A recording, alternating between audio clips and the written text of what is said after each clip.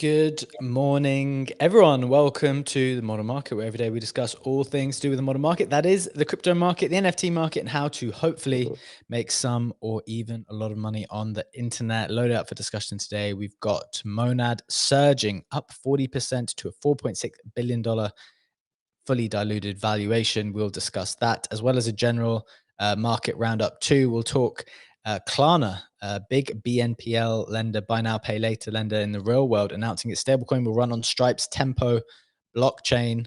A lot of things to think through there. We'll get to that, as well as one of the headlines. And finally, MegaETH encountered multiple issues with pre-deposit. $500 million was deposited in the end after $250 million was initially communicated, and 1 billion mentioned thereafter. We've got Brett with us today. He'll take us through a little bit of a deep dive there. We'll get to that towards the end of today's show. We've also got the latest on price action on crypto and NFTs as usual, and a general market discussion. So stay tuned for get that. I've got Legendary and Brett in the co-host seats with me today. We're ready to get into it. Just a reminder, friends, before we do, nothing, absolutely zero that we say here is financial advice. The market is incredibly risky. We do not know anything for sure, so please do proceed with caution and exercise your own judgment. With that out of the way, it's Wednesday. It's the 26th of November. Legendary, how you doing? How you feeling? Jim, doing quite well. Interesting show that we have lined up for today. So I am excited for that. And I'm liking the market. I'm liking that the AI bubble is still alive. But I'm also really curious to get to the last part of the show to hear Brett recapping what has been going on, because obviously I've only had the outside perspective on that as someone who wanted to deposit, and Brett's been probably in the room with all the relevant people. So I'm curious to hear how that played out. Very curious as well. So we're going to hold that for the end of the show. You mentioned the AI bubble, Legendary. Did you see that tweet from David Sachs that's been interpreted like a little bit? How would you describe it? Maybe it was negatively, maybe after coming out the other day and saying there will be no backstops for anyone involved in the AI sector. There was another tweet that he put out just, I think yesterday or the day before, which was kind of getting interpreted in the other direction. I'm just looking for it here. He said, who knows, maybe he took it down. Let me try and find it. According to today's Wall Street Journal article, and I'll just share it here, Ledge, so maybe you can bring it up if you need to. According to today's Wall Street Journal, AI-related investment accounts for half of GDP growth. A reversal would risk recession. We can't afford to go backwards. So I guess the reading of this, look, I'm assuming that this is all just presented as factual, like this is how dependent the economy is on AI. And he's saying we can't afford to go backwards. But I think people were reading into this a little bit to say, well, you know, that means the success is so dependent on it. And maybe there's some government backstop, given that David Sachs is, of course, the AI czar, I think is his official term. Would you read that in the same way? Or what are you feeling about that statement? Hard to say anything on that without knowing the full context and not really knowing how Sachs typically is posting stuff. So I would, I just can't make a definitive statement on that, to be honest. Okay. Did you guys see the NVIDIA post though? I saw that one as well. Let's get that up. Ledge, if you just go to, yeah, a lot of entertaining tweets coming out of the AI universe. I think this is indicative of how scared everyone is. If you just go to the official NVIDIA account, Legendary. Oh, so I don't need to follow Sachs. Gotcha. Moving over. Oh gosh, there's so many NVIDIA. Yeah, I think it's the main one. Good. Yeah. So the first one was, it was citing Google. It was like, we are happy for Google and their development or something like that. Is it not there? I only saw it because everyone was responding to it saying Dev was talking about price and some got in on it. But the gist of the tweet was just that NVIDIA is like, hey, we're proud of Google or happy for Google for what they're doing. But just a reminder that everything is built on NVIDIA, and like Just like trying to flex a little bit, or maybe Oh, showing a little bit there of. it is. It is from the NVIDIA newsroom. They have too many accounts. Yeah. We are delighted by Google's success. They've made great advances in AI, and we continue to supply to Google. NVIDIA's generation ahead of the industry is the only platform that runs every AI model and does it area computing is done. NVIDIA offers greater performance, versatility, fungibility than ASICs, which are designed for specific AI frameworks or functions. I don't know about like, I mean, you can see Galileo actually first in the comments there, PvP everywhere. I think that made everyone chuckle a little bit. What's your view on kind of naming competitors like that? Do you have a specific stance? I don't know. I think it's indicative of everyone just being a bit tetchy with how high the bubble has. Well, whether it's a bubble or not, I think it's actually legitimate in some ways because this is part of the future way that the economy is going to grow. So it's not all bubble, but I think it's just indicative of everyone just being a little bit on edge. What do you think? I like it. I like it when it's done well, especially in advertising. There's this very famous ad in Germany when the Mercedes CEO Zetsche stepped back, going into retirement, and BMW made an ad, basically his last day at work, being driven home in a Mercedes S-Class, and like basically the caption was saying, "We thank you for 30 years of inspiring competition, and now freedom begins for you." He pulls up to his house, gets into his carport, and drives out in a BMW. So I like it when it's done in a smart way. I just don't like it when it's just bashing the competition. I mean, this is not bashing the competition, but generally, I do like to see a bit of healthy PvP going on as well, because I do think that competition is driving innovation. What did you think, Brad, about this? Well, this is just bad. But general commentary on the PvP nature of this stuff. I'm actually in the same boat as Legendary, except I think it all depends on the playing field and where things sit, right? So if you have to be mindful not to legitimize your competition, right? So depending on the scale difference or the presence difference between the two brands, if you are someone like a Tesla and you start tweeting about this up and comer only sold 10 car, whatever things, like trying to FUD them or discourage them, that just gives them legitimacy because the magnitude of difference is so high. If it's something of a level playing field, then it's what Legendary was just talking about. It's a little bit of PvP. You're not giving them additional shine. You're just like turning the screws on them. That's just like a fun part of the game. And then if you're a younger or a smaller brand, you want to punch up and you want to sit there and antagonize a little bit to these bigger players, because the second they start engaging, then that legitimizes you. It's the flip of the first thing I talked about. So yeah. I've learned a little bit more about this, now that I'm like in the marketing weeds and the nuances of it and how psychologically it impacts stuff. But I think it's good. I like it.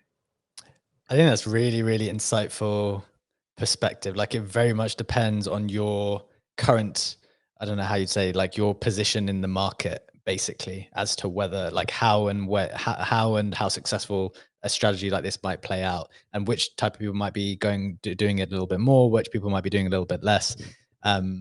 So very, very, very, very insightful. I think I agree with everything you guys just said. An in industry example of this is Solana Ethereum, right? They've been PvPing now for the better part of the last 3 to 5 years, and they're right to, right? They're basically right to. But at some point, Solana was no longer punching up as heavily, right? They gained a certain degree of legitimacy, so that some of the same tactics, I will say, no longer landed because you were no longer like the upstart person doing underdog, the thing. Yeah, you're not the scrappy underdog. You are the legitimate player now, and it looks uncouth to do the thing. So there's a lot of levels to it. And then maybe once you're there, you have to adjust. Sorry, Ledger, you wanted to say something? Yeah, just that there's a beautiful Sun Tzu quote from Art of War, which is victorious warriors win first and then they go to war.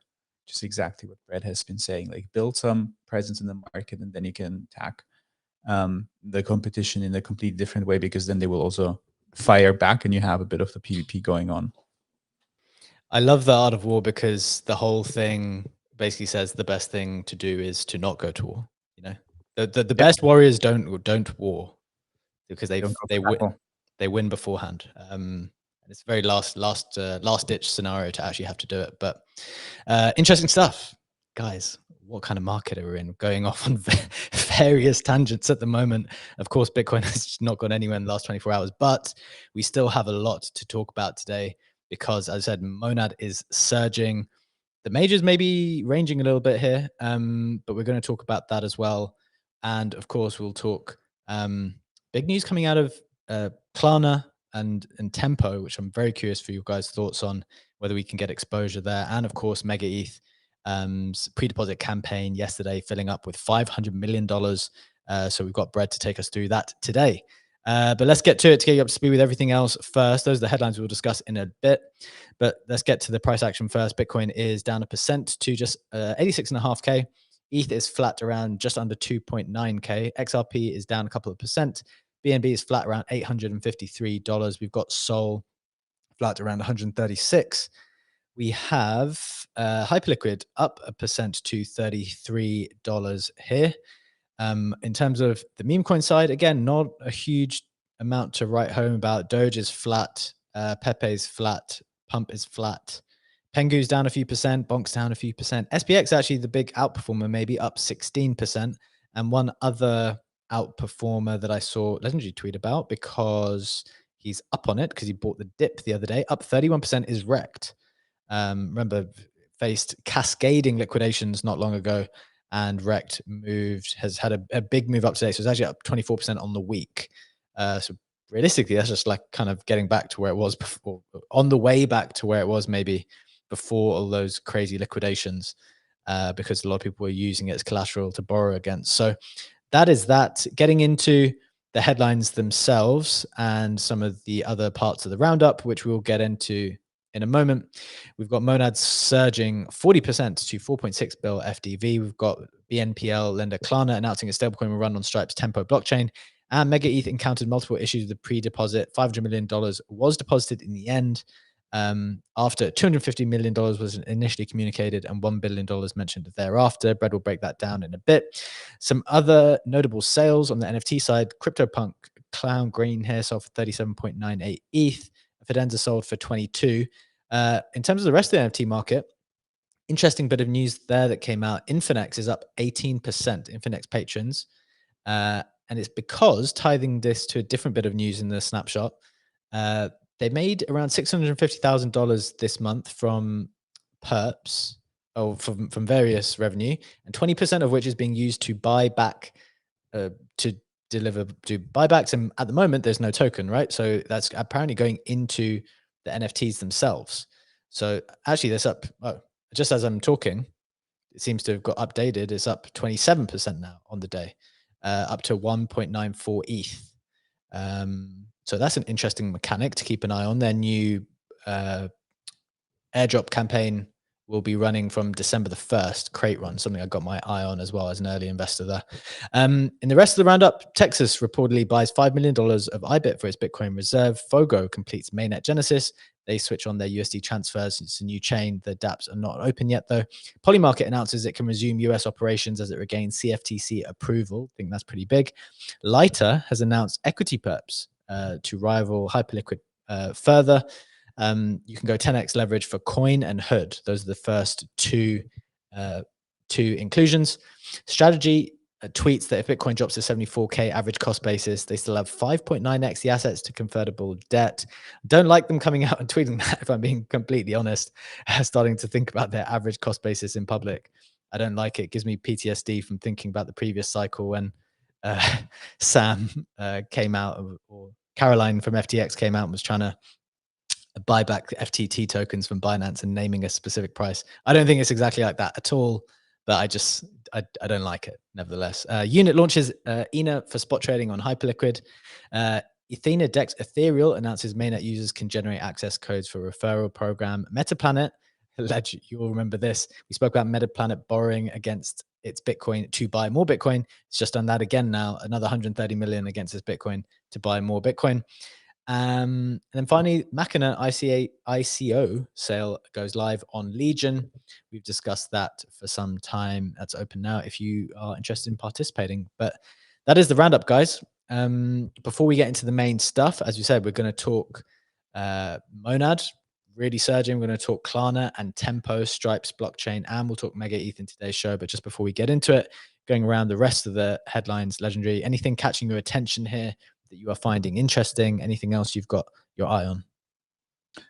Definitely on the prediction market side of things, because you had the poly market news in there, and I've been thinking more. If you take a look, let me see if I can actually bring it up as well. At the haven't been on the website in a while. At the Kaito leaderboard, or at the TGE pre-TGE arena mindshare, whatever it's called. Top 2 spots: poly market, Kalshi. That's for the last 24 hours. Probably a similar picture if we zoom out a bit. Yeah, it's poly market in the first spot, then Mega, then Base, then still Kalshi. So like the mindshare of the prediction markets has been increasing even more, I would say, over the last month, because if you go to the last 7 days, it's still poly, Kalshi, and then MegaETH. And there's been this interesting post by Nick. Let me get that up on stage as well. Saying that prediction markets are positive sum for the next 10 years. Polymarket, Robinhood, Coinbase, Kalshi, Underdog, DraftKings, FanDuel, Fanatics, many more coming. People love to build up the rivalry and competition, kind of reconnecting with our competition discussions we had earlier in the show. There's plenty of room for many who do great work to win. And I don't know if I'm so sure about that. Why? I agree with you, but I don't know what your reasoning is. What's your reasoning? I think that there's definitely place for more than one prediction market, but I still think it is more or less a winner takes it all situation. If you look at it, even from the gambling perspective, to say that as all casinos can implement the sport book, can implement prediction markets as well, yes, that is true. But if you look at the market share that Stake has versus other casinos, it is clearly dominating. And if you now add to that the fact that prediction markets are used as like, or are using the narrative of truth finding machines, truth finding markets, where kind of the idea also is that if someone has actually insider knowledge on something and they do want to bet on that and do want to signal this, they will want to do this in a market where there is enough volume to do so. Like if you know something about the Trump administration or about the peace deal between Russia and Ukraine, you don't want to go to the next FanDuel prediction market where there's maybe 1K volume on that bet. You want to go to the biggest one. So I think this is probably more a market where like the winners keep winning more and become bigger and bigger. And maybe there's place for one, maybe there's place for two, but I don't think this is a positive sum game for the next decade with room for everyone to win. It might become a staple. You build a casino these days, you integrate a sports book at some point.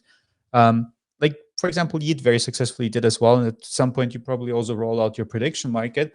But I still think this is a winner takes it all industry. I started agreeing with you, and then I think as you articulated it, it's not that I specifically disagree. It's just the thing that I thought you were going to say is that, well, I think a few things here is kind of nuanced. I don't think that everyone wants to gamble. I think a lot of people are gambling more, but I don't think that everyone wants to gamble.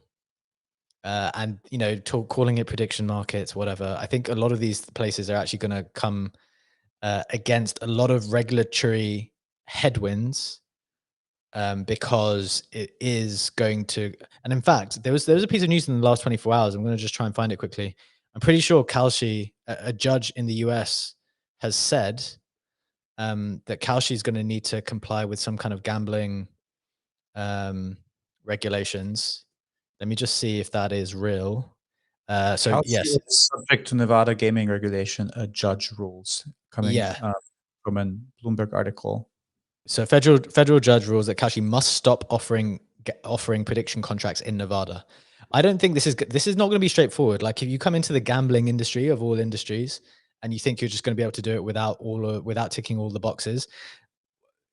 As I said before, I think when I was I did a little bit of gambling work for companies when I was a lawyer, and it's crazy the amount of protection. And look, maybe it's right. Gambling is not a perfect industry by any means, and maybe there is some level of protection that's required for users, but it's huge. Like the bar is so high, people have to really jump through a lot of hoops to be able to offer those services, and just bypassing it all and thinking it's all going to be fine and you're not going to have a fight on your hands, I think would be naive. And I don't even think that they are being naive. I think they know that they'll have a fight and maybe they're willing to make that fight. So I can't remember what your initial point was, but I think I think these prediction markets, maybe there can be a lot of them because, there's a lot of gambling. It's all gambling. So there's going to be a lot of them in general. Maybe that was the direction I was going to go in.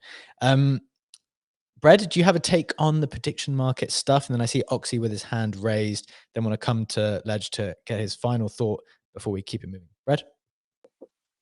I mean, it's pretty straightforward to me. Liquidity begets liquidity. It's going to be winner takes most, just as Legendary said. So, yeah, a few of these will, like, everyone will play. They will mostly all be probably profitable companies, but only a few of them will be massively profitable companies, and that'll be 1 to 2, just like we see with Change, just like we see with DraftKings and a few of these other previous Underdog, whatever. Like, it's a highly competitive market, and it's usually winner takes most.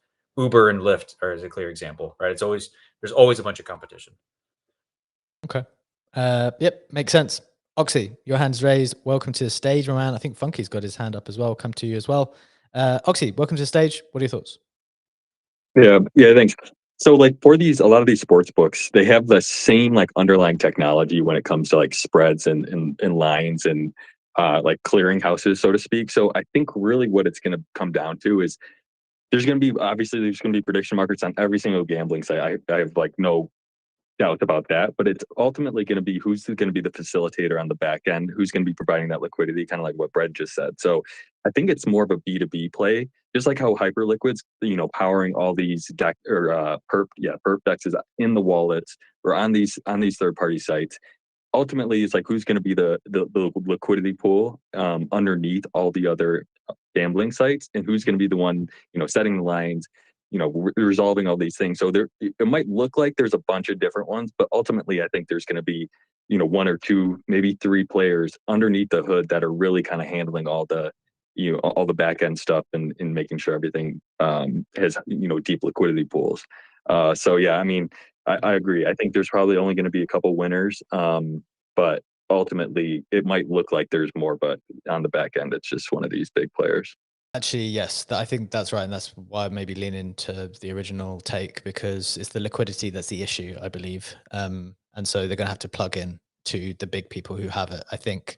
Agree with that, Oxy. Funky, I'm going to have a bit of an issue on spaces. I think your hand was raised and I can't see it now, but did you have a take here before we move on?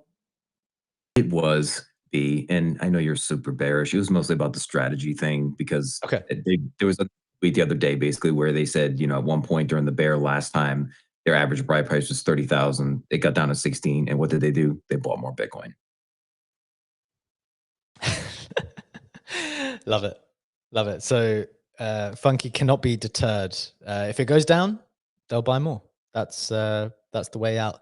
I've been thinking more through the DATs and things like that. Obviously, we articulate a relatively bearish take on DATs in general, and it's slightly more nuanced than that. In that, I hope we've managed to express that strategy is probably fine versus all the other stuff.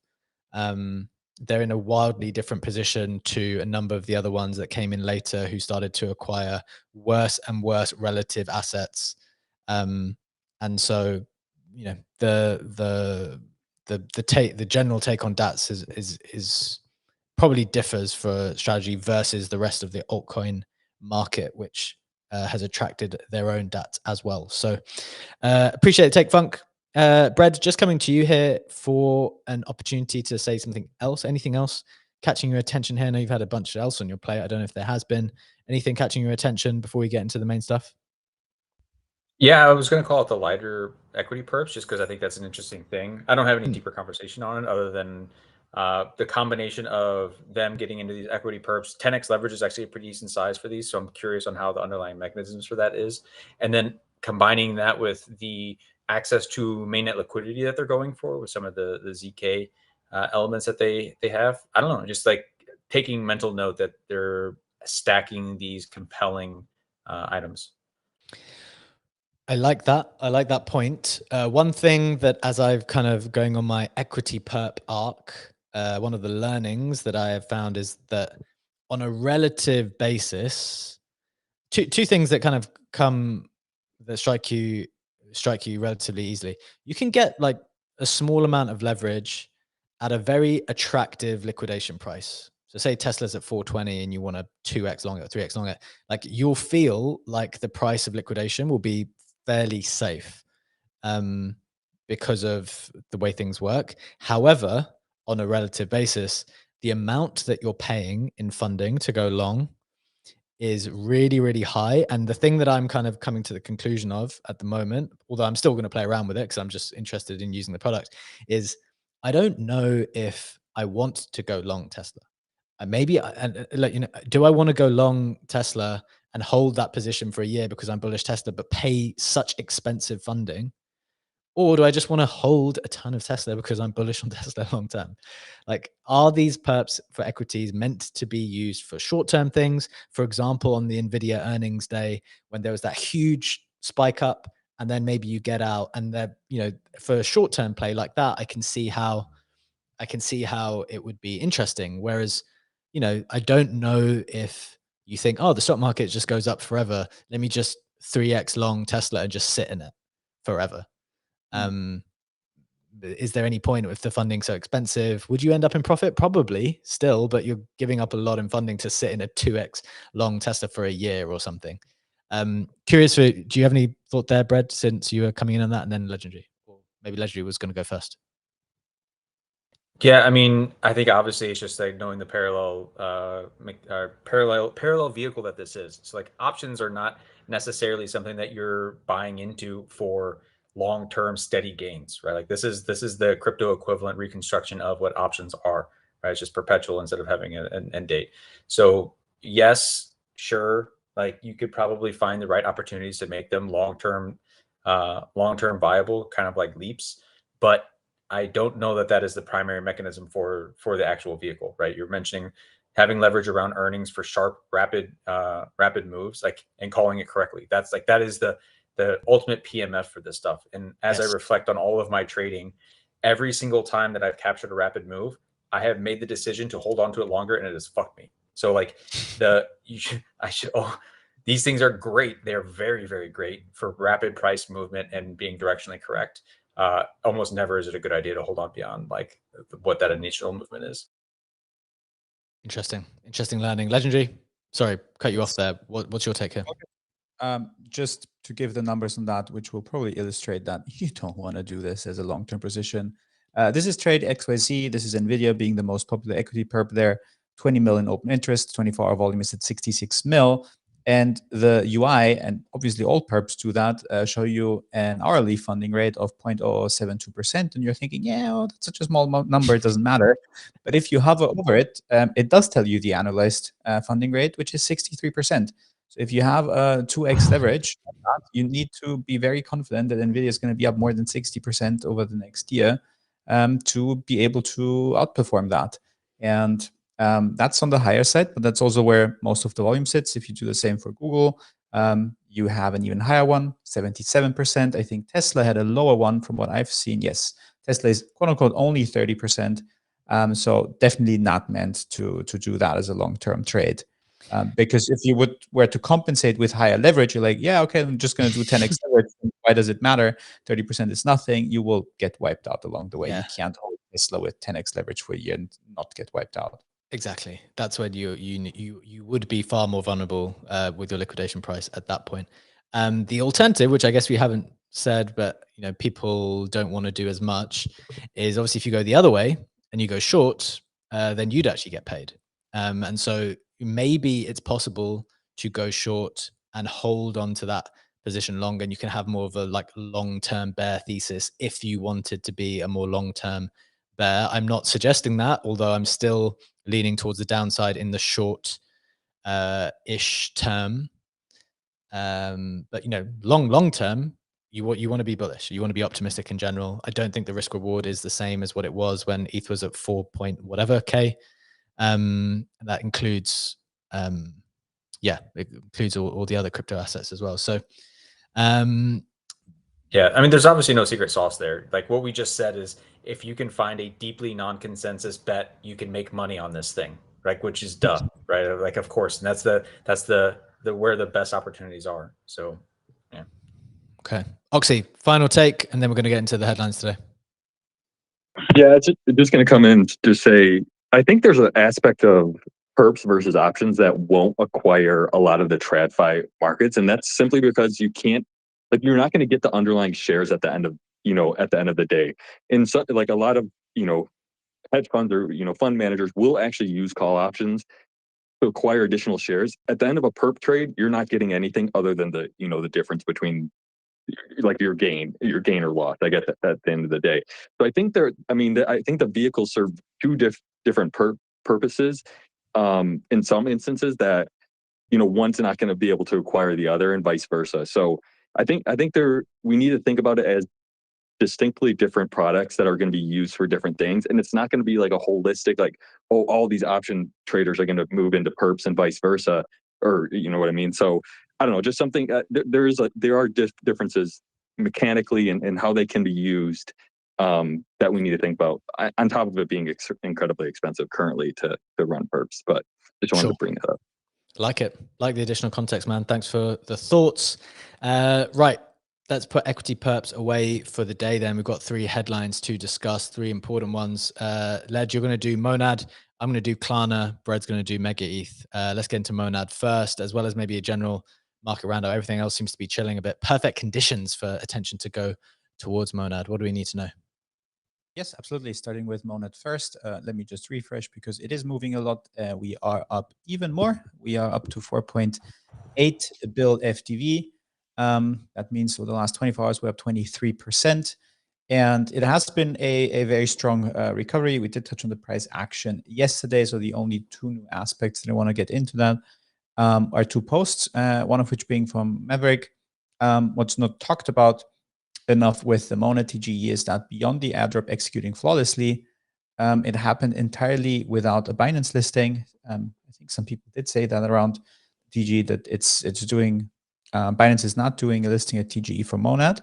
So that is one to add. And the other perspective, and it kind of goes back into this discussion that we had before the TGE, that thesis, or thesis maybe too strong of a word, that opinion that did people really think the first ICO on Coinbase would fail? Monad has raised over 400 mil, is sitting on the 1 billion market cap. It has much higher to go. That is some of the more bullish perspective that's being expressed on the timeline. My personal opinion, I don't think this is a sustainable chart. I don't think that this is an up-only chart. So I did sell my airdrop. I don't have regrets there. I'm not in the camp which some people on CTR were just rooting for someone to fail, but I just don't think this is sustainable price action, that this thing has gone up from 2.5 bill basically at its lows to 4.8 bill, almost doubled up in 48 hours or so. Okay. And as to the more a general market overview, just to get some info out there, what else has been going on? We have another day of inflows again. So we did start the week with outflows for the BTC ETFs. That is, yesterday we did see 129 mil in inflows. Nasdaq was up another 0.6%. Also in the pre-markets, Nasdaq is up 0.26%. So this is looking very good. And if we also take a look at Finviz to get a look at some of the individual stocks, the only thing that I want to touch on is NVIDIA. We did have the conversation earlier in the week as well. NVIDIA is down another 2.6% over the last 24 hours, whereas Google is up 1.5. We did talk about the TPU situation, and also as a result of Meta using potentially Google chips and was getting back into news again. Meta is doing quite well, being up 4% on the day. Okay, very, very nice roundup. Very helpful. Thank you there. Maybe sticking with Monad for a second, 2 initial thoughts, or a few initial thoughts. First, I think everyone, I mean, the dunking on the timeline happens regardless, right? If the price went down, people would come out and say that it's overpriced VC something, it was never going to work, and conversely, people just justify the price, whatever happened. So I think that's one take. The Binance thing is interesting. Just opting out of Binance, I assume, and we don't know any of the commercial discussions here. Opting out of Binance, I assume, because they don't want to pay Binance. Seems to be the case. So you don't need to pay Binance anymore if you can make your own arrangements and you've got a strong token, a strong community, a strong set of funding. Maybe I don't know what hoops you have to go through to establish yourself in the absence of Binance. But clearly, the price and the performance seems to suggest you don't necessarily need them straight away. You don't need to give up that token supply to them. And then finally, in terms of performance, you mentioned Legendary.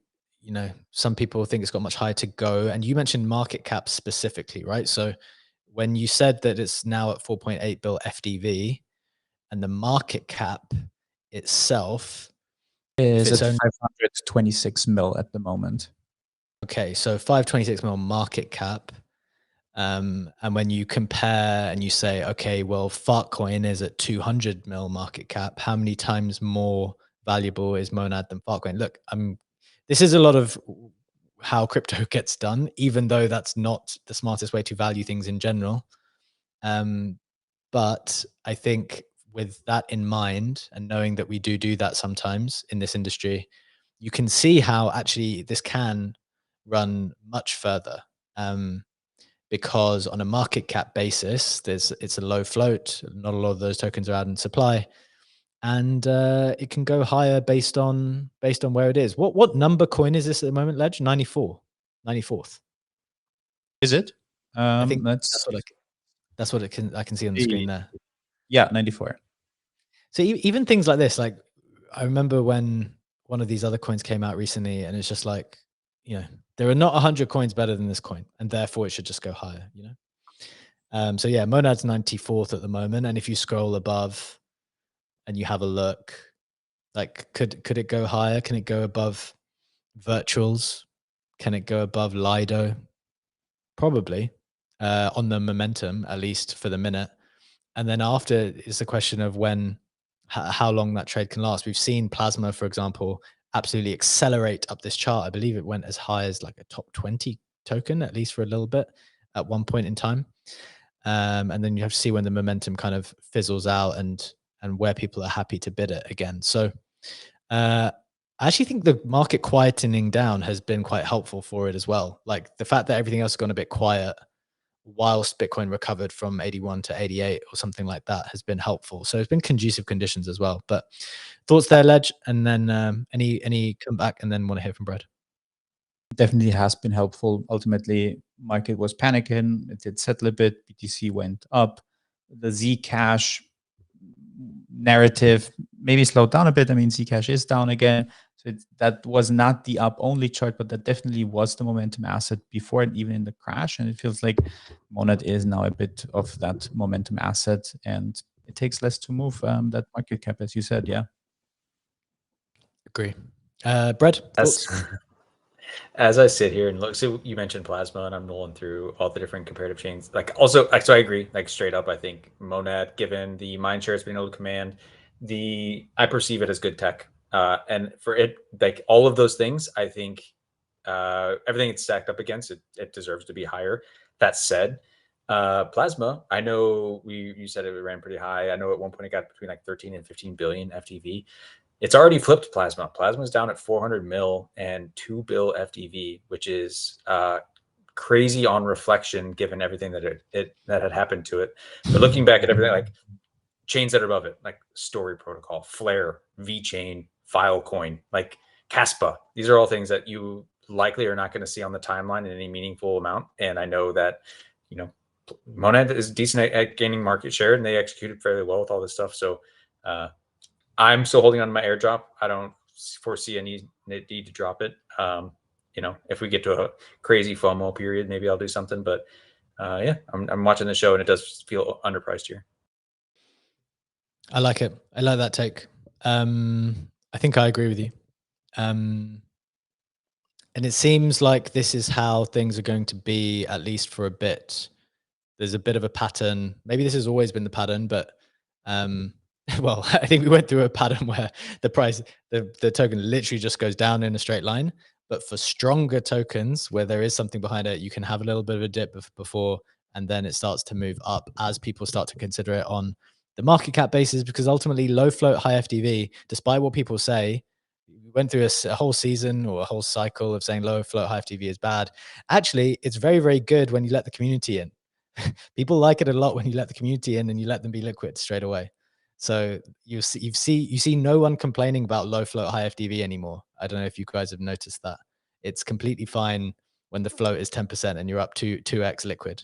So I think that's been a smart thing from founders and projects as well. Maybe it's been facilitated by the ICO momentum as well, where now people feel more confident to allow that to happen. But as you say, the other side. Go. No. Yeah, I will say like a secondary thing to what I was pointing out is everything that we're seeing, the market comps that we're doing, I still believe that they're artifacts of a legacy valuation model that is going to slowly erode over the next 3 to 5 years. So yes. If it is purely just a chain selling block space, I don't think that is something that is long term going to be perceived as valuable. I think people are getting disillusioned with these tokens if they're just like a pseudo claim to what is increasingly being a pie that is getting taken away by applications generating revenue on top of the chain. I think we're going to see app revenues and app valuations like native tokens eventually come close to and flip a lot of these chains that just simply have high valuations because people perceive them as a platform and assume that means direct value capture. And that is frankly just not the case. It has not been the case. It's going to continue to not be the case. So whenever you start seeing stuff like a pump fund that is doing $100 million in buybacks every few months, that is going to outweigh someone that says they can stake and get a little bit of emissions over the course of 6 months and 1/3 of the priority fee that's paid into a block space. I agree with that take wholeheartedly. And that's why when we get to your section in a second on MegaETH, really want to double down the question to you around USDM and a tweet that Ultra put out yesterday on the revenue generated already. Because if the main business of a blockchain is to sell block space, that might not be sustainable anymore. You guys don't believe in general. I think this industry is coming to believe that that is a hard business to be in. You've got to figure out other ways to make money. So very curious about that. We're going to come to that in just a moment. Before we get to that headline, which Brad will lead in a second on the MegaETH pre-deposits and some of its revenue ideas, let's get to the second headline, which is about huge buy now, pay later lender Klarna announcing its stablecoin will be on Stripe's Tempo blockchain. This is the news that its USD-backed stablecoin will be issued on Stripe and Paradigm's payment-oriented blockchain called Tempo. The token is intended to lower international transaction costs, and this is talking about stablecoins, with global payments generating an estimated $120 billion in annual fees. The CEO had this to say, who apparently was a vocal crypto skeptic beforehand. He said Klarna's global scale and growing crypto maturity justified the firm's entry into stablecoins now. He said crypto is finally at a stage where it's fast, low cost, secure, and built for scale, noting that Klarna serves 114 million customers and processes $112 billion in gross merchandise volume annually. So Klarna USD is live today on Tempo's testnet and is scheduled to launch on the network's mainnet in 2026. The company said. The protocol, and just for a bit of background context, Tempo is, of course, the blockchain by Stripe, backed by Paradigm. The protocol raised $500 million at a $5 billion valuation during its Series A round back in October. Tempo also recently made its first ecosystem investment through a $25 million round in developer group Commonwear.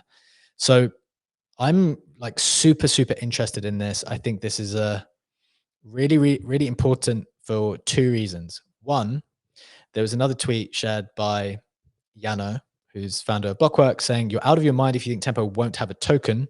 High likelihood it's a top 20 token by the end of 2026. It will be seen as crypto's way to get access to Stripe equity and a clean token bet on stablecoins. So I think this is just like on the list of how can we get exposure if we can get exposure. My initial instinct is that we would not be able to get exposure to a Stripe token. Would they consider an ICO? I don't know. They don't need to. They make so much. They do make so much money, and they can make so much money by themselves. Do they need to do an ICO for everyone else? I don't know. But I want to just keep an eye on it because this is definitely something I would want to get personal exposure to. So that's the first thought. And then the second thought, which is more difficult to digest as people who are crypto native and had any type of longer term affiliation with crypto native values. This is just an example of all of the stuff that's getting built or that has been built, all of the work that has been done, basically getting taken, repackaged, put into corporate, repackaged by corporate interests and capturing all of the value for itself rather than letting that flow back to Ethereum, for example. So the reality very well might be, and is one that I think we should all be preparing for, that the bull case for Ethereum, which is that it's going to be the global computer that's going to house all of these transactions. It's maybe in part a stablecoin chain, and all of these kind of arguments, it might fade away as you realize Stripe handles all of these USD payments already in the world. They just turn them into stablecoins with all of their partners, and then they capture the majority of that value moving forward. That's something I think we need to prepare for and keep an eye on. So those are my initial thoughts. Brett, I know you've done a lot of thinking on this. So coming to you first, then go to Legendary for his thoughts. Yeah, bearish as fuck is what I'll say. So I think what he's saying is true, and that people will buy this thinking it's like pseudo exposure to Stripe. I think people still don't understand the unit economics that will require Stripe, the blockchain token, to be valuable in order to make this work. And using Klarna is a perfect example when they talk about having $100 gajillion million worth of transaction volumes. Like, you literally need every single one of those transactions to take place on the blockchain, which this blockchain is not feasible, like not fast enough to handle in an economic way, in order for the blockchain itself to generate enough revenue to justify the valuations that it's actually going to have. Right. So like, that's full stop. That's what it is. Like, if you sit here and you say, oh my God, it's got Klarna sitting on top of it, it has the exact same problem that Ethereum has, where Ethereum is sitting there underneath. You have the token. The token only has claim to the actual revenues that are generated for the transactions that take place on the actual chain. And it does not matter if there is a company that is built on top of Ethereum that is worth $1 million.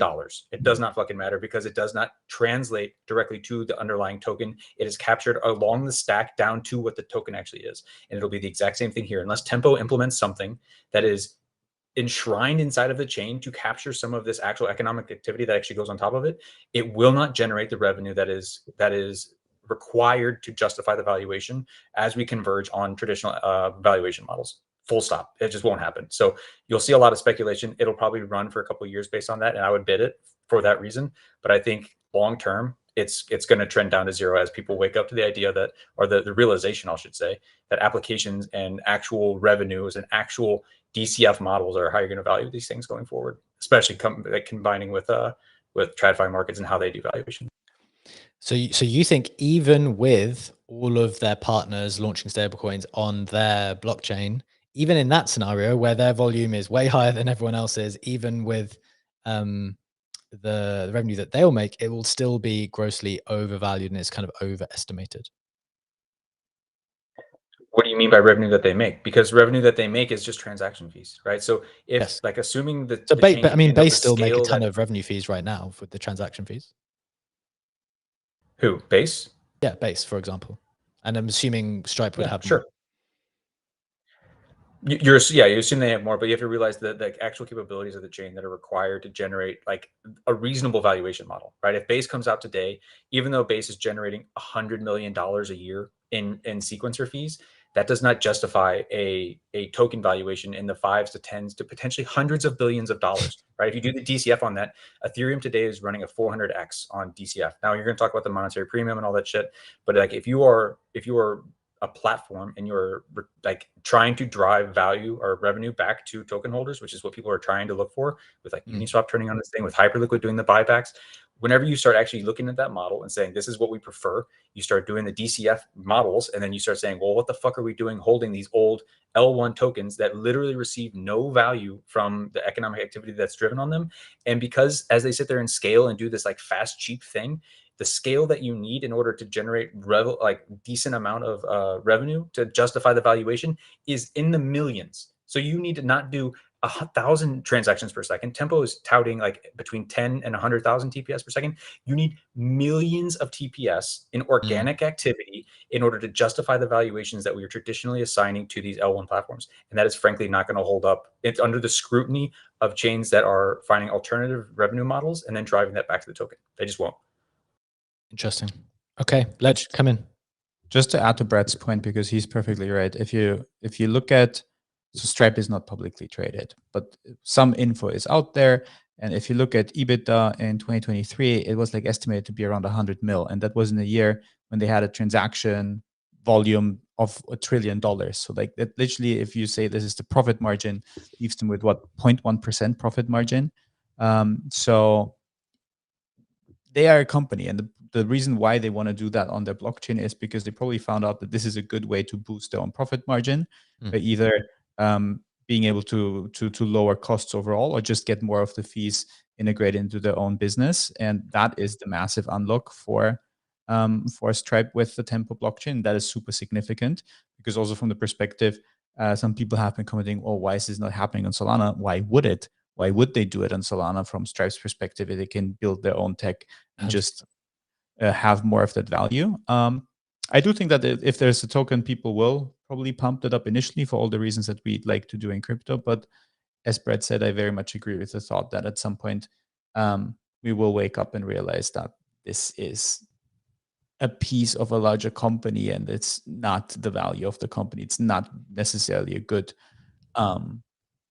proxy for Stripe's valuation to be a long-term holder of the Tempo blockchain token. That very well may be the case. I'm open to that idea.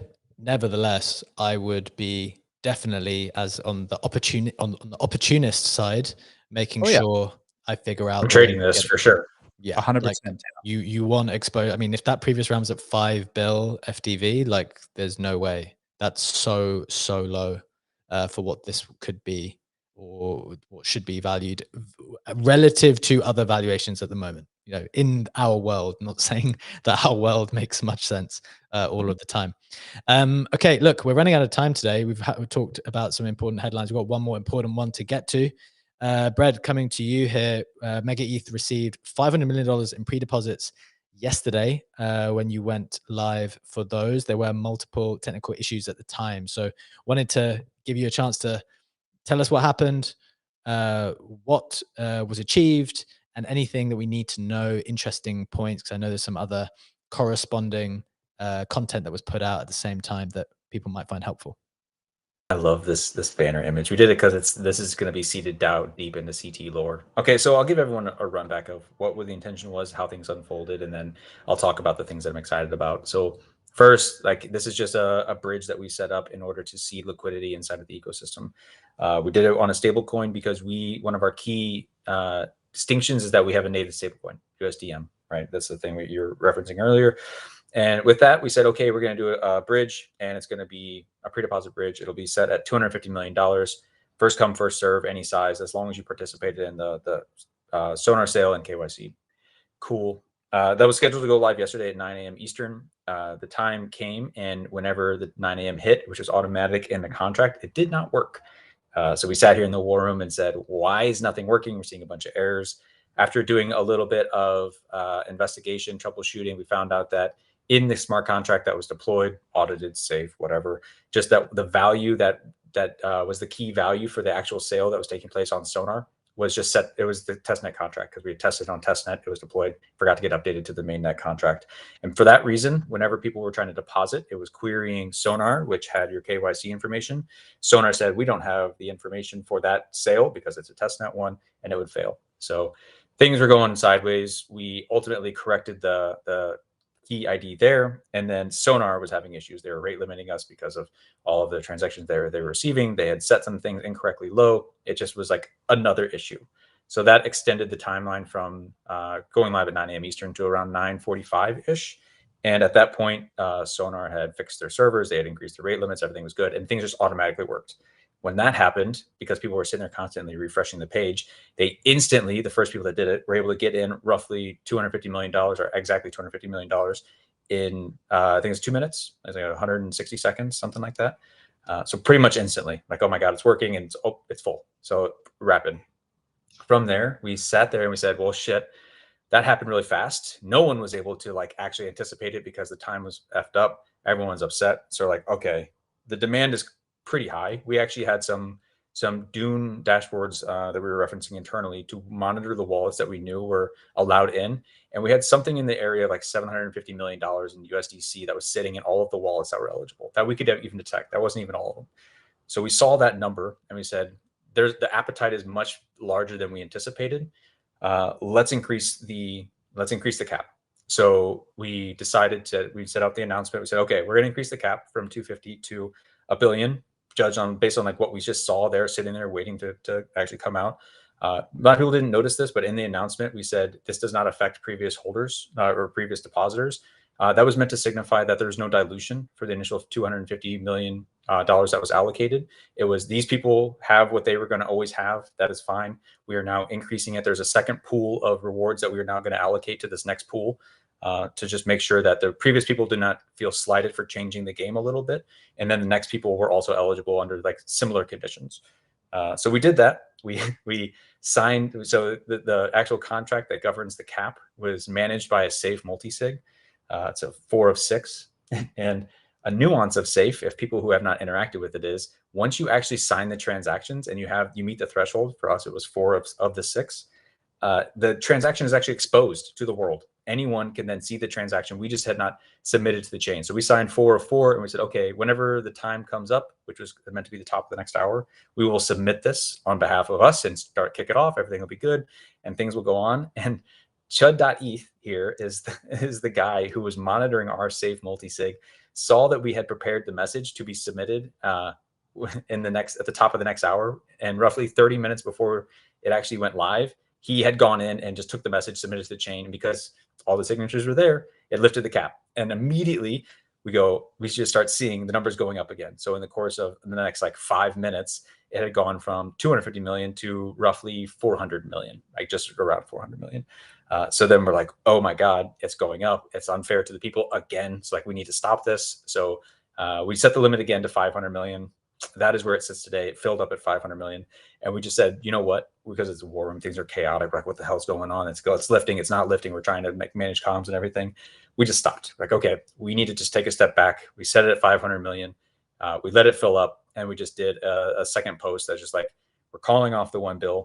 Like, we'll do a retro so you guys can see what's going on. And then what you're looking at here is a retro article that just kind of walks through like all the chaos that was going on inside of the actual war room. We're doing some evaluations now. We said we would offer people who feel slighted with the initial communication or like rules, even though nothing has technically changed from what we initially said. If they don't feel like they want to participate anymore, we're going to work towards allowing people to withdraw, even though the contract doesn't allow it itself. We're working through the technicalities of that.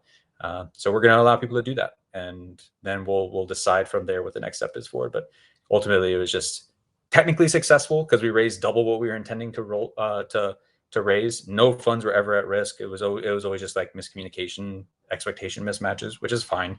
It's upsetting. We hold ourselves to a higher standard, but that's what it was.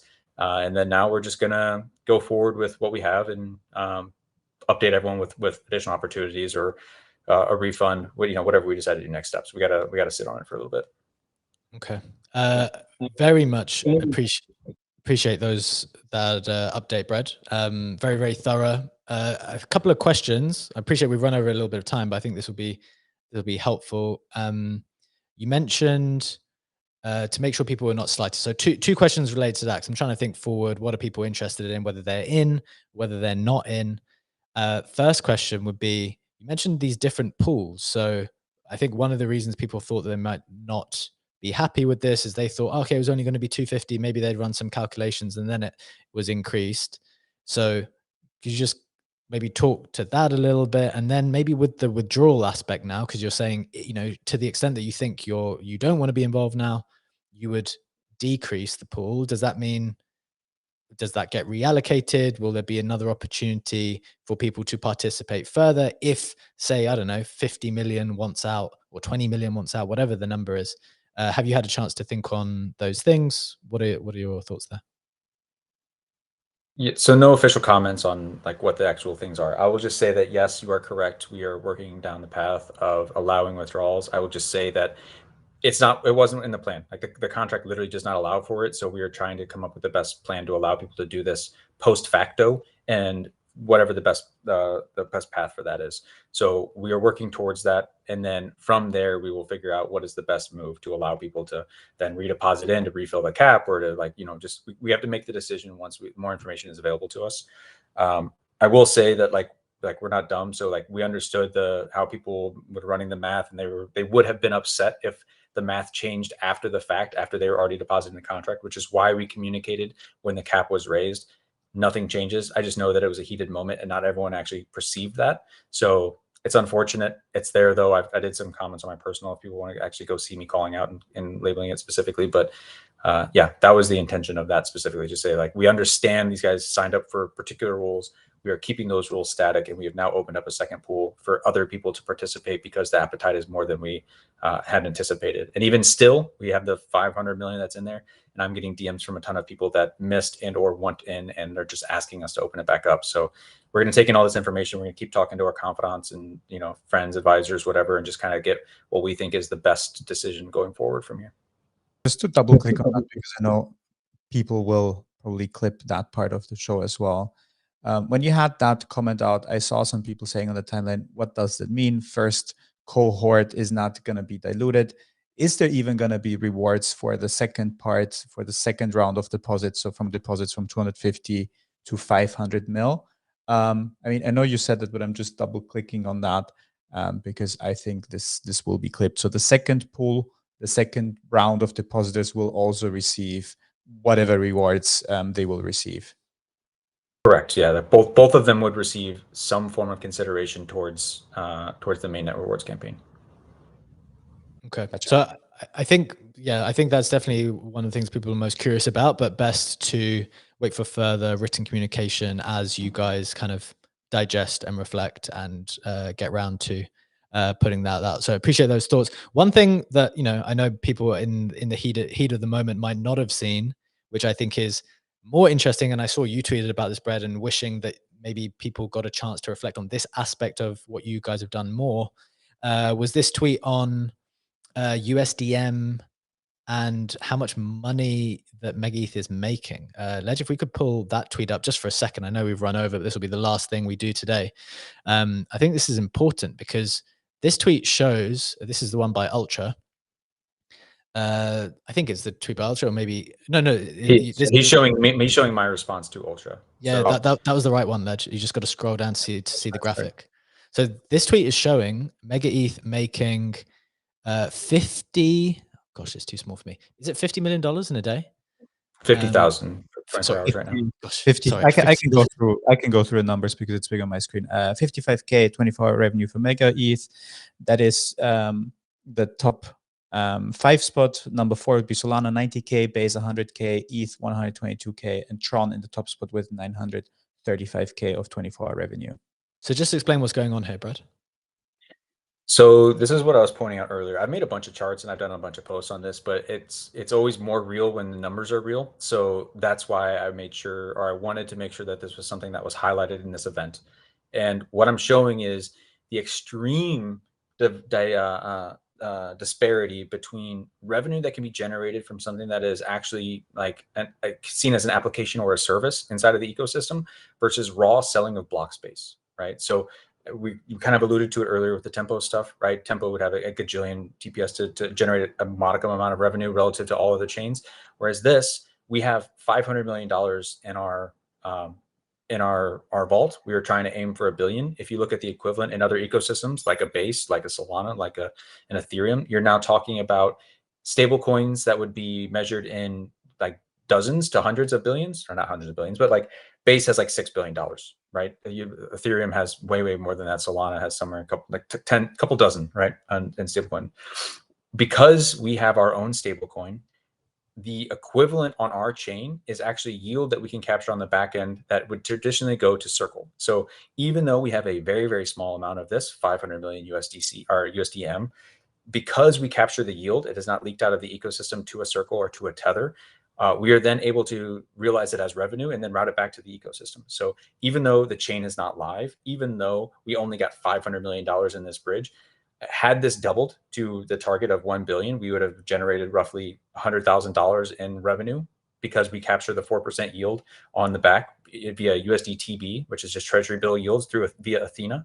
Then our chain, having not been live, simply with having this vault converted to USDM and capturing the yield on the back end would have flipped Base and been a top 3 revenue generating